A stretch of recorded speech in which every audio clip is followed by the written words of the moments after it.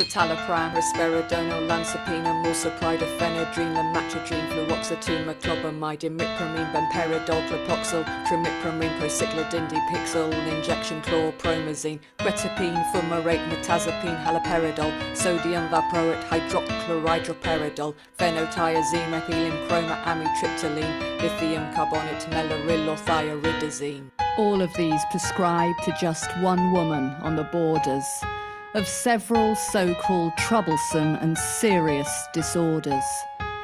Such puzzling behaviours of dysfunctional neurosis. Impossible to reach a single diagnosis. Severely disturbed personality structure. Depression and social problem. Depressive illness. Malignant hysterical conversion syndrome. Schizophrenic illness. Endogenous depression. Schizophrenic thought disorder. Bipolar affective disorder, brackets F31. Manic depressive psychosis. Mood disorder. Character problem. Personality disorder. Recurrent depression with severe endogenous features. And there were more meds.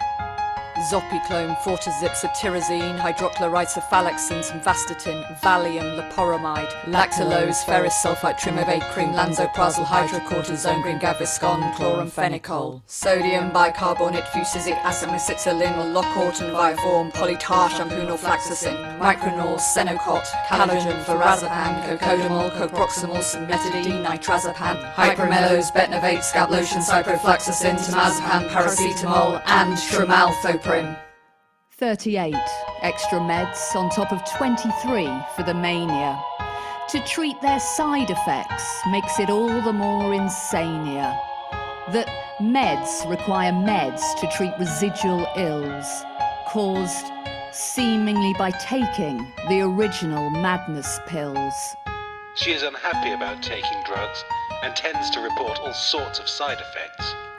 Nausea and vomiting, leg ache and cystitis, diarrhea, dyspepsia, diverticulitis, adverse response to quetiapine, fungal dermatosis, right upper quadrant pain, sebopsoriosis, sharp abdominal stabs, which is periumbilical fluctuation, temporary hemiparesis, poor vision, constipation, urinary tract infection, acute conjunctivitis, recurrent depression, severe osteoarthritis, sore dry eyes, epigastric throb, chronic proctitis, urinary incontinence, mania, infected dermatitis, anisocytosis, hyperechemasia, dysuria, gastroenteritis, tardive dyskinesia, pylorrhea, headaches, low mood, confusion, acute facial inflammation, cerebral atrophy, lithium intoxication.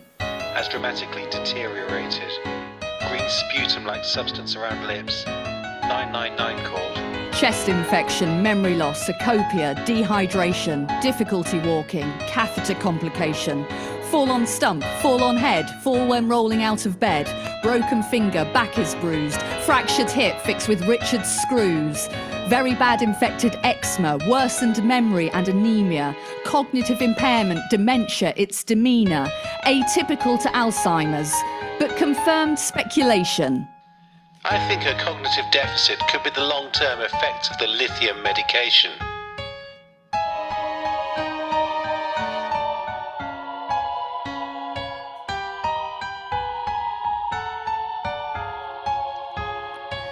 Diarrhea, jaundice, bacterial blood infection, pancreatic duct dilated, spiking temperature, extension, from liver to the gallbladder of contaminated bile, emergency drain insertion, improves immensely for a while. Tries to get up out of bed on life support, intensive care, but weakened kidneys fail to work. A mask supplies her final air. The vital signs decline until a flat line hums a nil. At sunrise on Good Friday, her first day without a pill.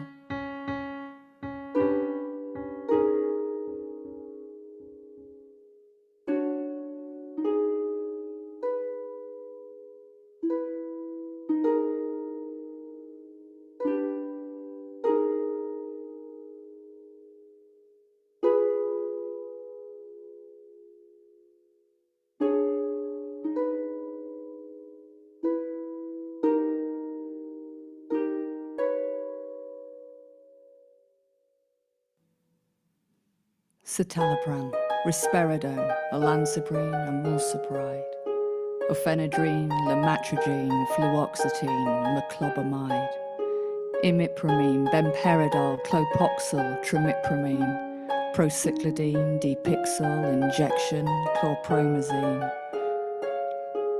diarrhea, jaundice, bacterial blood infection, pancreatic duct dilated, spiking temperature, extension, from liver to the gallbladder of contaminated bile. Emergency drain insertion improves immensely for a while. Tries to get up, out of bed, facing death and still to rise. I hold her hand, she has control at last, and then she shuts her eyes. I tell her that I love her and watch the wink of her heart beat. Stunned that she's felt me, that as we part, we meet.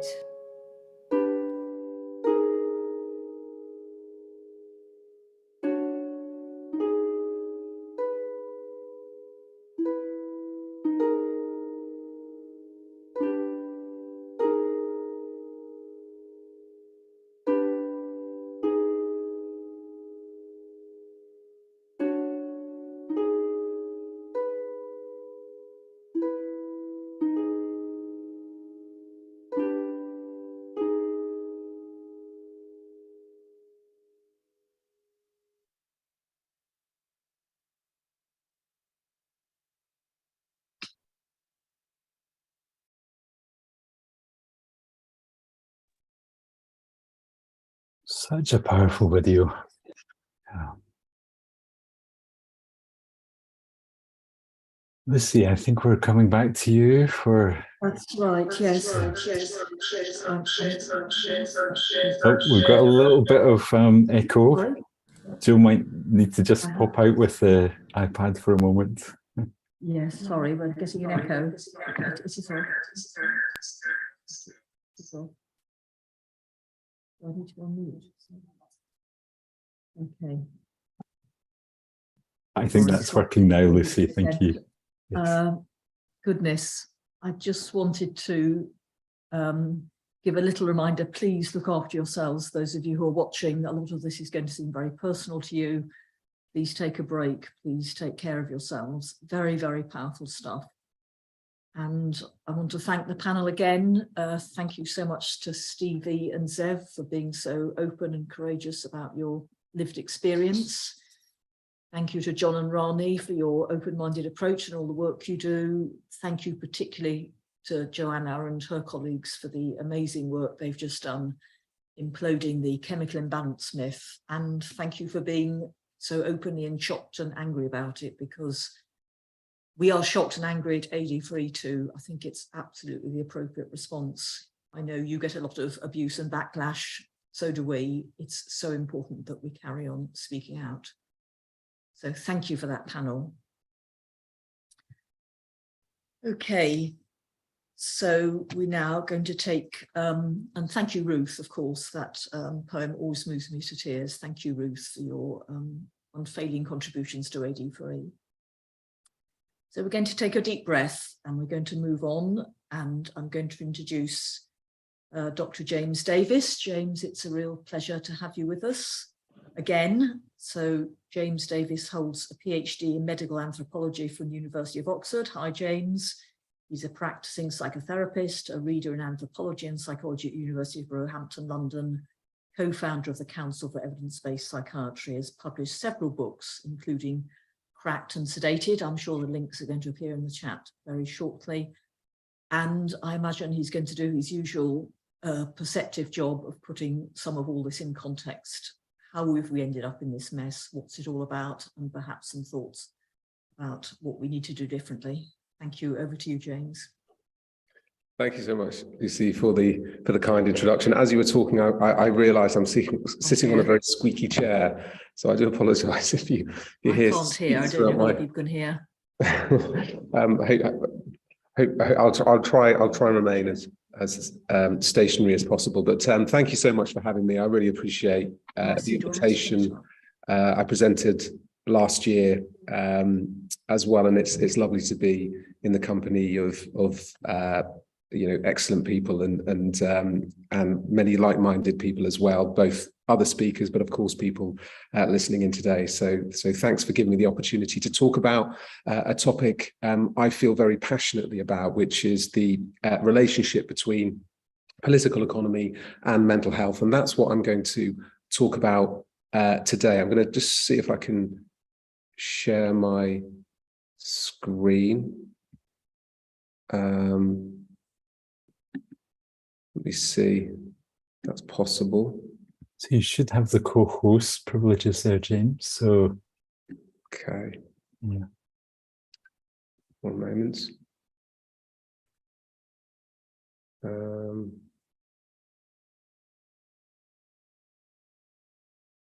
Yeah, I'm not sure if I can, for some odd reason, it's not letting me do so. It's not the end of the world. It's okay. Yeah. Perhaps I could just present you without the PowerPoint. Yeah. Do you want to try again when you hit that green button, as you're not getting the option to share your screen, the green button in Zoom in the middle? Yes, I am getting the option, but it's not enabling me to share my PowerPoint. So that's very odd. Not happened before. We've got it now. We can see it, James. So yes. Oh, you have it. It's okay. Up on the screen now. Yeah, great. Excellent. So that's all working. And if it's all right with you, I'll give you a little 5-minute time check when we're just coming to the end. Yeah. That's superb. Thank you. Great. Thank you, James.